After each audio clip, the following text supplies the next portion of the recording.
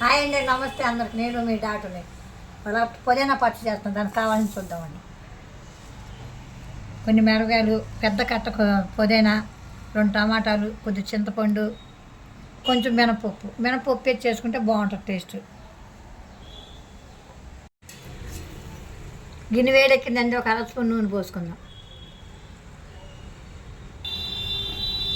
నూనె వేడెక్కిందంటే పుదీనా వేసి వేసుకుందాం.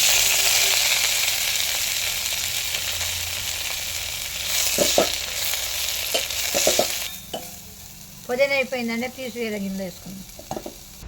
అదే గిన్నెలో మినపప్పు వేసి వేసుకుందామండి.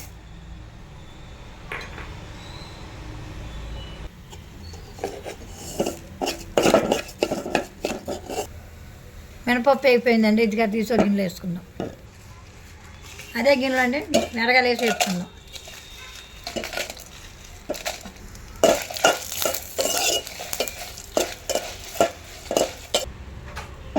మిరగాయలు అయిపోయినాయండి, వేరే గిన్నెలో తీసుకుందాం. అదే గిన్నెలో టమాటా వేపుకుందామండి. చింతపండు, టమాటా ఉడితే తగిన నీళ్ళండి. టమాటా అది ఉడిపోయిందండి. ఏపినన్ని మిక్సీలో వేసానండి. ఇప్పుడు తగినంత ఉప్పు, జీలకర్ర, ఎల్లిపాయలు వేసి మిక్సీ పట్టుకుందాం.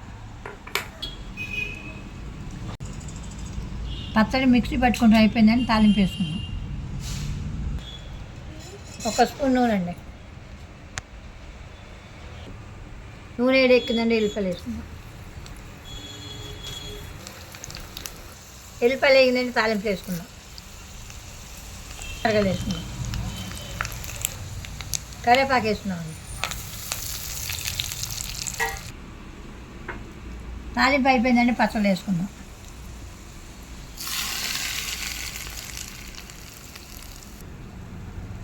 అంతే అండి, పొద్దున్న పచ్చడి రెడీ.